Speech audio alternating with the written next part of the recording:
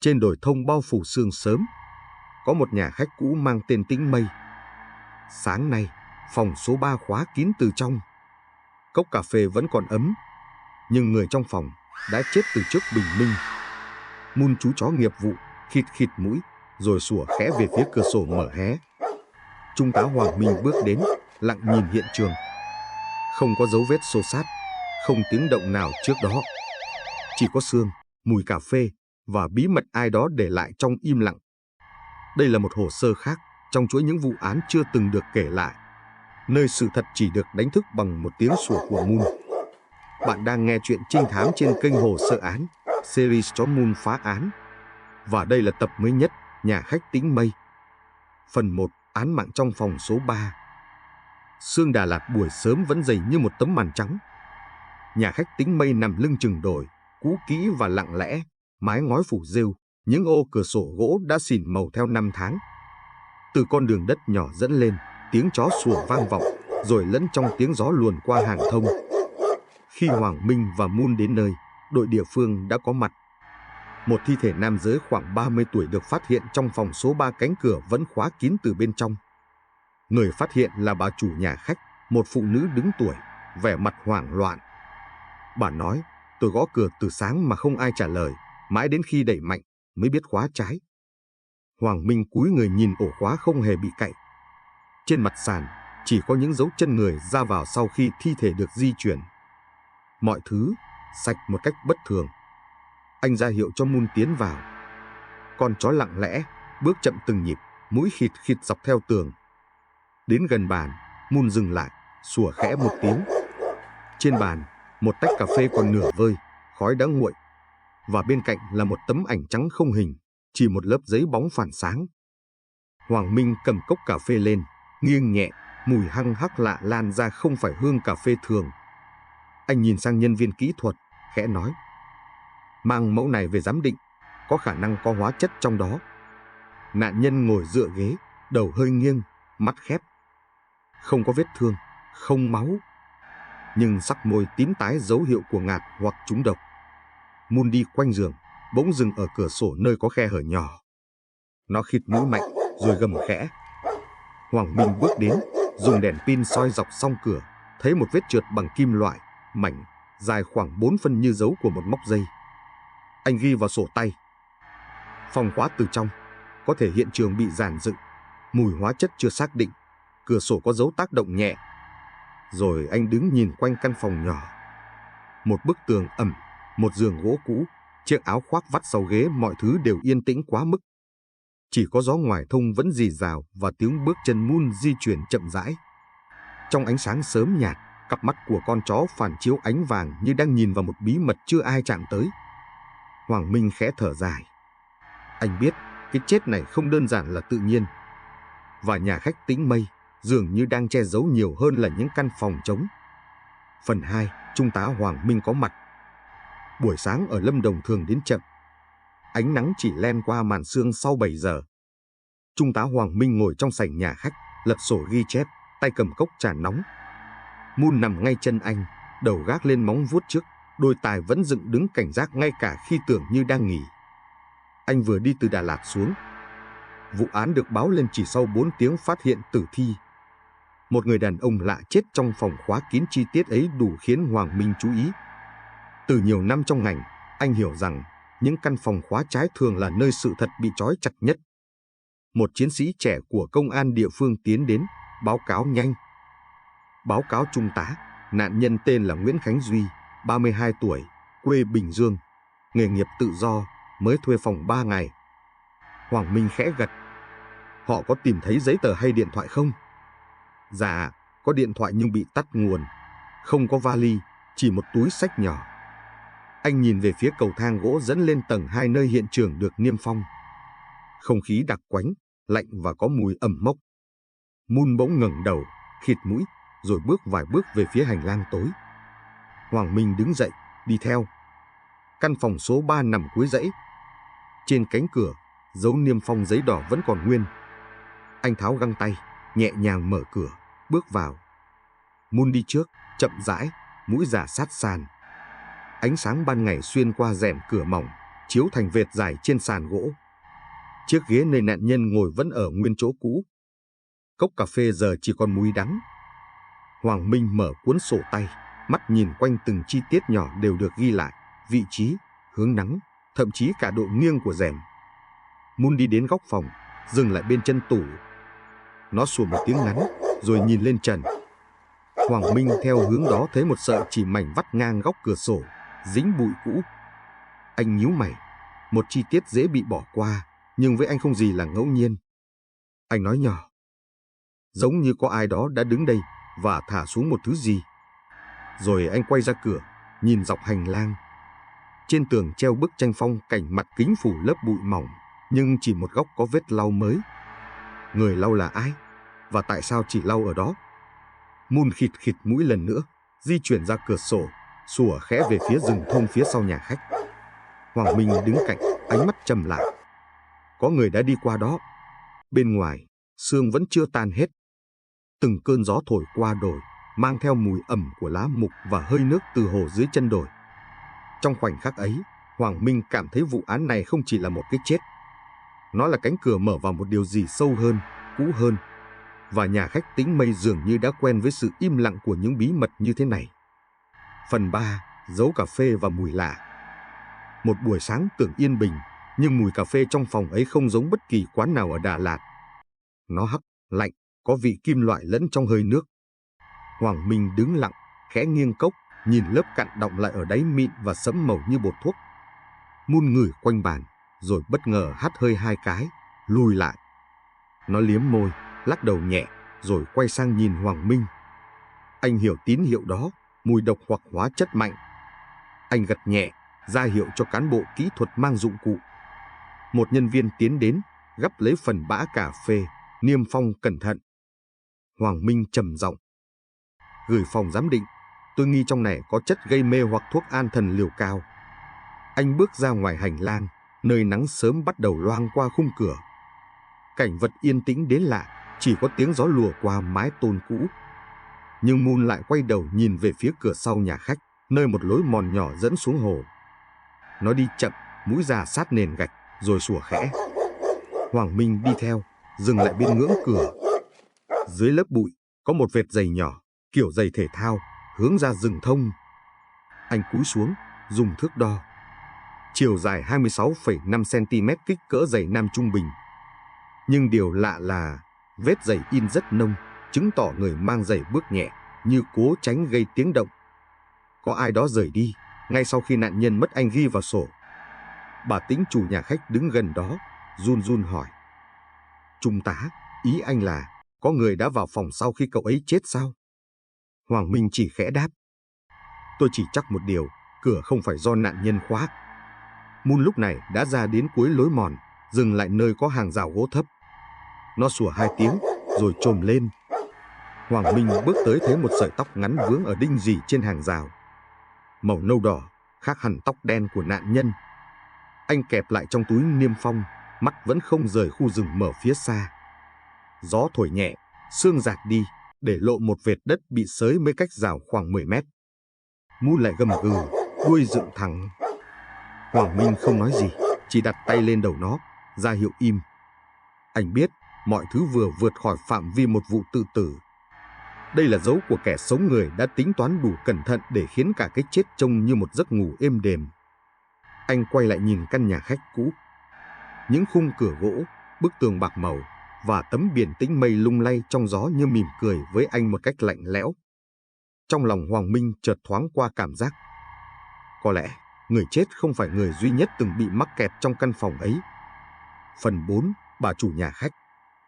Bà Tĩnh, chủ nhà khách khoảng ngoài 50, dáng gầy, khuôn mặt hốc hác nhưng vẫn còn nét sang trọng của người từng quen với điều kiện tốt hơn. Khi Hoàng Minh hỏi, bà luôn nói chậm, mắt tránh ánh nhìn trực diện. Trong căn bếp nhỏ, ấm nước reo khẽ, hơi cà phê lan ra, lẫn trong mùi ẩm mốc của tường cũ. Tôi chỉ nghe tiếng cửa đóng lại lúc gần nửa đêm, bà nói, tay siết tạp dề. Cậu ấy không ra ngoài từ đó. Có ai đến thăm anh ta không? Không, chỉ có một người lạ đến hỏi thuê phòng hôm trước, nhưng rồi bỏ đi. Hoàng Minh gật nhẹ, mắt quan sát từng chi tiết trong lời nói. Cử động nhỏ, nhịp thở, khoảng ngắt giữa các câu. Kinh nghiệm nhiều năm cho anh biết sự thật thường nằm trong im lặng, không nằm ở lời khai. Moon ngồi dưới chân, nhìn chăm chăm vào bà Tĩnh. Nó không sủa, chỉ khẽ gầm trong cổ họng, tiếng gầm thấp như luồng điện chạy qua không khí. Bà Tĩnh khựng lại, lùi nửa bước. Hoàng Minh đặt tay lên đầu Moon, ra hiệu im. Nhưng trong đầu anh đã ghi chú. Phản ứng bất thường của chó nghiệp vụ với nhân chứng số 1. Anh đổi giọng. Nhà khách có camera chứ? Có, nhưng cái ở tầng 3 bị hư từ tuần trước. Tôi chưa kịp sửa. Hư thế nào? Dây nguồn bị chuột cắn, bà đáp, ánh mắt liếc về phía cầu thang. Hoàng Minh không nói gì, chỉ khẽ mỉm cười. Chuột cắn dây lý do quá quen thuộc, nhưng khi anh nhìn theo hướng đó, dây nguồn thực ra bị rút gọn gàng, đầu cắm sạch bụi. Anh ghi vào sổ. Camera tầng 3 bị vô hiệu có chủ đích. Moon khịt mũi, rời chỗ, tiến đến tủ lạnh cũ bên góc bếp.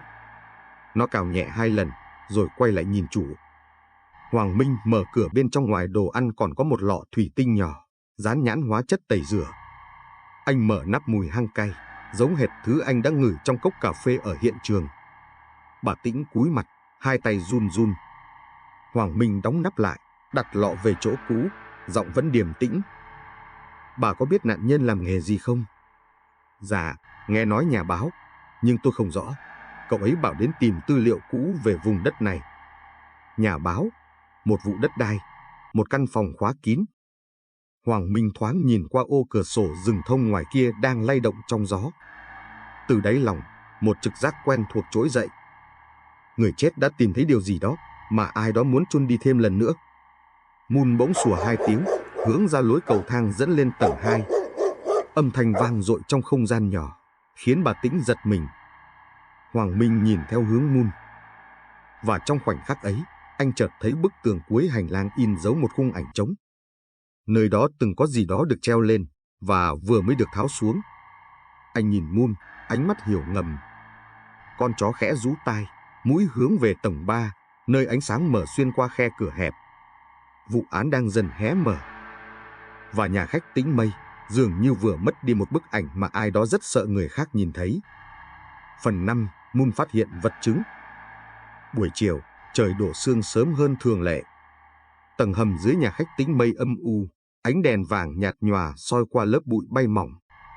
Mùi ẩm nồng, lẫn mùi sắt rỉ và mùi dầu máy cũ. Hoàng Minh bước xuống cùng Moon. Anh đã xem lại toàn bộ sơ đồ căn nhà, cầu thang gỗ, kho cũ dưới bếp, một cửa nhỏ thông ra phía sau đồi. Nếu có ai rời khỏi phòng số 3 mà không qua cửa chính, đây là hướng duy nhất. Moon đi trước, từng bước chắc chắn, đầu cúi thấp. Tiếng móng vuốt của nó gõ đều lên sàn xi măng lạnh. Rồi đột ngột nó dừng lại. Lông gáy dựng lên, đuôi vểnh cao, tiếng gầm trầm bật ra từ cổ họng. Hoàng Minh chiếu đèn pin theo hướng Moon nhìn. Một thùng gỗ cũ nằm khuất sau kệ sắt, phủ lớp vải bạt xám. Anh gỡ lớp vải, cẩn thận mở nắp. Bên trong là vài vật dụng cũ, dây điện, chổi, vài chai lọ không nhãn. Nhưng Moon sủa lớn sủa gắt, không dừng lại. Nó cào mạnh vào góc thùng. Hoàng Minh đeo găng, lật lớp vải lót trong cùng. Và thấy một cuộn dây dù mảnh, vẫn còn hơi ướt, quấn chặt như vừa được dùng. Trên sợi dây, ánh đèn phản chiếu vệt sáng bạc vết kim loại trượt, trùng khớp với dấu ở song cửa sổ phòng số 3. Bên cạnh, trong một túi ni lông cũ, là một đôi găng tay cao su, mặt trong dính thứ chất lỏng khô nâu sẫm. Hoàng Minh lấy tăm bông, chấm nhẹ, đưa lên người. Mùi hăng cay, lạnh, giống hệt mùi trong cốc cà phê. Anh ghi vào sổ, giọng đều. Dây dù 3 mét chất liệu sợi tổng hợp, còn mới. Găng tay có dấu vết hóa chất. Hiện trường giả xác nhận. Moon đi vòng quanh thùng, sủa ngắn 2 tiếng, rồi ngồi xuống như thể đã hoàn thành nhiệm vụ. Hoàng Minh khẽ vuốt đầu nó, ánh mắt nhìn xa xăm. Ở góc tường, có một vệt trượt bụi mờ dài ngang tầm đầu người, như thể từng có ai dựa vào đó chờ đợi. Một người đã ẩn nấp trong tầng hầm này, có thể chỉ cách cái chết trên kia vài phút. Anh nhìn quanh, ánh sáng đèn pin lướt qua tường, phản chiếu vào một mảnh gương vỡ rơi sát chân tường. Mảnh gương cong, soi ngược ánh mắt của chính anh. Trong đó, bóng trung tá Hoàng Minh và Moon nhập là một hình thù mờ giữa sương bụi. Anh nói khẽ, như nói với chính mình, Không có vụ tự tử nào dùng dây dù sạch sẽ đến thế. Và không có kẻ vô tội nào giấu găng tay trong hầm nhà mình. Moon khẽ rên một tiếng, rồi quay đầu nhìn lên cầu thang. Ánh đèn vàng hắt xuống nửa khuôn mặt Hoàng Minh trầm, lạnh và tuyệt đối tỉnh táo. Anh bước lên bậc đầu tiên, nói nhỏ đủ cho Moon nghe. Lên thôi, cậu bạn. Bức ảnh trắng trên bàn có lẽ sẽ nói phần còn lại. Phần 6, manh mối bức ảnh trắng. Buổi tối, sương Đà Lạt lại phủ kín những con dốc quanh nhà khách. Phòng giám định đặt ngay tại trụ sở huyện, chỉ cách đó 15 phút đường. Hoàng Minh ngồi trước bàn chiếu sáng, nơi tấm ảnh trắng đang được quét lại bằng thiết bị hồng ngoại. Màn hình từ từ hiện ra những đường nét mờ nhòe, từng mảng sáng tối dần khớp thành hình. Một chuyên viên trẻ nói nhỏ. Có dấu ảnh cũ, không bị tẩy hoàn toàn, em đang tăng độ tương phản. Hoàng Minh không đáp, chỉ nghiêng người, mắt dán vào màn hình. Và rồi, hai bóng người hiện rõ dần trong khung ảnh. Một người đàn ông, một người phụ nữ, đứng trước biển hiệu gỗ mờ chữ Nhà khách Tĩnh Mây 1999. Người phụ nữ trong ảnh, không ai khác chính là bà Tĩnh, khi còn trẻ hơn 20 năm. Nét mặt, dáng đứng, ánh mắt tất cả trùng khớp hoàn toàn. Người đàn ông bên cạnh bà không rõ mặt, chỉ thấy phần cằm và chiếc đồng hồ tay có khắc chữ HD. Hoàng Minh trầm giọng. HD có thể là Hoàng Duy, cùng họ với nạn nhân Nguyễn Khánh Duy, có lẽ là thân nhân. Anh trầm ngâm. Một mối dây giữa người chết và chủ nhà khách vừa xuất hiện mảnh, nhưng thật. Moon nằm yên bên chân, thỉnh thoảng ngẩng đầu nghe tiếng máy quét kêu rè rè. Nó không sủa, nhưng đôi mắt vàng nhìn không rời tấm ảnh như cảm nhận được điều gì đó không ổn. Chuyên viên giám định ngẩng lên. Trung tá, tấm ảnh này từng bị nhúng qua hóa chất tẩy, nhưng có lẽ ai đó dừng lại giữ chừng. Nếu không, toàn bộ ảnh đã biến mất. Hoàng Minh hỏi. Tức là có ai đó muốn xóa quá khứ, nhưng rồi đổi ý. Vâng, hoặc không kịp. Anh đứng dậy, bước ra ngoài hiên. Gió đêm lạnh, sương len qua cổ áo. Trên trời, ánh trăng lờ mờ, chiếu xuống hàng thông tĩnh lặng. Anh rút máy liên lạc. Cho xác minh lại nhân thân Nguyễn Khánh Duy, tìm hồ sơ người tên Hoàng Duy, từng là chủ cũ nhà khách Tĩnh Mây trước năm 2000. Bên kia, giọng trực ban đáp. Rõ, thưa trung tá, nhưng có chi tiết này. Chủ cũ của Tĩnh Mây tên Hoàng Duy mất tích năm 2000, không tìm thấy thi thể. Hoàng Minh khựng lại vài giây. Gió thổi mạnh, làm lá thông xào xạc, như những giọng nói xưa cũ vọng lại. Anh khẽ siết tay. Vậy là Khánh Duy là con trai của Hoàng Duy. Moon khẽ rên, rồi gầm khẽ phản ứng bản năng với căng thẳng của chủ. Hoàng Minh cúi xuống, vuốt nhẹ lưng nó. Cậu thấy không, Moon? Bức ảnh trắng ấy có lẽ là thứ duy nhất còn giữ lại màu của tội lỗi. Anh ngẩng nhìn màn sương dày đặc bao quanh khu nhà khách. 20 năm một người mất tích, một người chết trong phòng khóa kín. Và chính nơi này, Tĩnh Mây, lại là điểm giao nhau của cả hai. Phần 7, lời thú nhận. Đêm, nhà khách Tĩnh Mây chìm trong sương đặc như khói.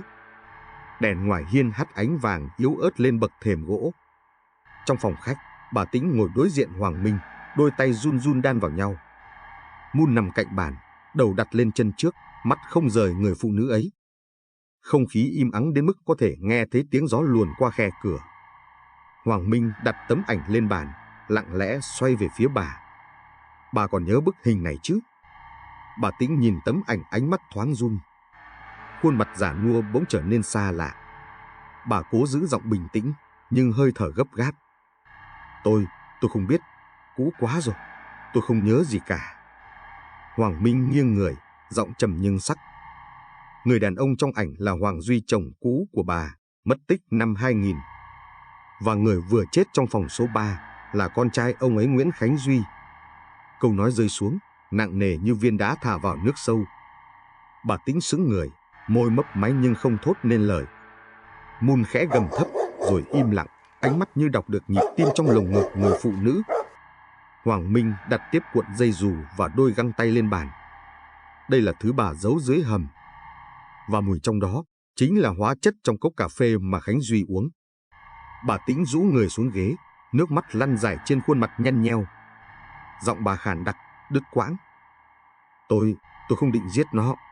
Nhưng bà đã làm. Hoàng Minh cắt lời, lạnh lùng. Bà cho thuốc vào cà phê, rồi dùng dây dù khóa cửa sổ, tạo hiện trường tự khóa. Một khoảng lặng dài. Tiếng gió rít qua mái ngói. Moon đứng dậy, bước chậm lại gần, ngẩng đầu nhìn bà. Không sủa, không gầm, chỉ nhìn ánh nhìn ấy khiến người ta thấy rõ ranh giới mong manh giữa tội lỗi và hối hận. Bà Tĩnh nói trong hơi nấc. Nó đến đây, bảo tôi là con trai ông Duy. Nó nói tôi đã cướp hết của cha nó. Và bà muốn bịt miệng cậu ta. Không, tôi chỉ muốn nó rời đi. Tôi chỉ muốn yên. 20 năm qua tôi sống trong ám ảnh. Đêm nào cũng nghe tiếng gõ cửa căn phòng đó. Bà gục đầu, hai vai run lên. Hoàng Minh nhìn bà, ánh mắt anh không còn lạnh, chỉ còn trầm tĩnh và mệt mỏi. Không ai thoát khỏi quá khứ của mình, bà Tĩnh ạ. Nó chỉ chờ ngày quay lại, dưới một hình hài khác. Moon sủa khẽ, rồi quay ra cửa.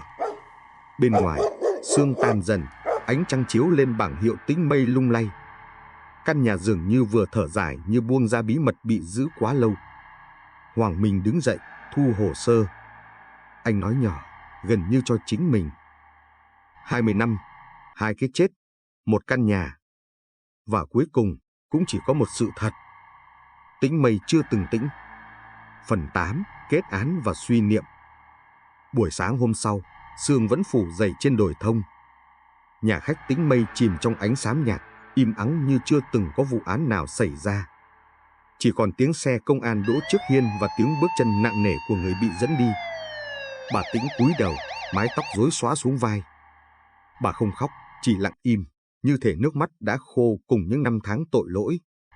Trước khi bước lên xe, bà ngoái nhìn lại căn nhà gỗ cũ nơi từng là niềm kiêu hãnh, rồi trở thành nhà giam của chính mình. Trên mái, tấm biển Tĩnh Mây nghiêng đi, một chữ Tĩnh sứt mảnh gỗ, còn lại 2 chữ ngân hàng mây trong tranh trong gió. Hoàng Minh đứng ở bậc hiên, nhìn theo. Moon nằm cạnh chân anh, đầu gác lên chân trước, ánh mắt lặng lẽ dõi ra xa. Trong hơi sương mỏng, cả hai như hai bóng tĩnh vật, một người, một chó, lặng nhìn sự thật vừa được khép lại. Một chiến sĩ trẻ đến gần. Báo cáo trung tá, bà ấy đã ký nhận toàn bộ tội danh. Hoàng Minh khẽ gật. Cảm ơn. Cậu cho người bàn giao hiện trường, niêm phong tầng 3. Rõ. Anh quay lại nhìn căn phòng số 3, khung cửa sổ nơi Moon từng sủa khẽ. Giờ đây, rèm vén gọn, ánh sáng dọi vào góc bàn, làm nổi bật tấm ảnh đã được phục hồi. Bức ảnh trắng ngày nào giờ mang sắc nâu cũ, vẫn còn dấu tay của người đã cố xóa, rồi không nỡ. Một phần của quá khứ được cứu lại, nhưng cái giá cho nó là một mạng người. Moon đứng dậy, bước vài bước ra sân. Nó ngửi không khí, rồi sủa 2 tiếng trầm, ngắn, rõ. Hoàng Minh cúi xuống vuốt đầu nó, ánh mắt dịu lại. Phải rồi, Moon, công lý không cần phải ồn ào. Đôi khi, nó chỉ bắt đầu bằng một tiếng sủa như thế. Anh nhìn về phía hồ dưới chân đồi. Sương tan dần, để lộ mặt nước phẳng lặng phản chiếu ánh nắng đầu ngày. Trên đó, bóng của Hoàng Minh và Moon hòa làm một, kéo dài, chậm rãi tan vào làn sương mỏng. Anh mở sổ, viết dòng cuối cùng cho hồ sơ. Vụ án nhà khách Tĩnh Mây kết thúc. Không có tội ác nào thực sự ngủ yên. Chúng chỉ chờ một tiếng sủa đánh thức sự thật. Tiếng gió thổi qua hàng thông, hòa cùng nhịp bước chân của 2 bóng người rời khỏi căn nhà cũ. Đằng sau, biển gỗ Tĩnh Mây kêu kéo kẹt trong gió, như lời chào tiễn biệt cho một chương cũ. Và cũng là khúc mở đầu cho một hồ sơ mới. Bạn đang nghe hồ sơ án chó Moon phá án. Nếu bạn tin rằng sự thật không bao giờ ngủ yên, hãy ở lại cùng Trung tá Hoàng Minh và Moon trong vụ án kế tiếp, nơi mọi tiếng sủa đều dẫn đến một sự thật khác.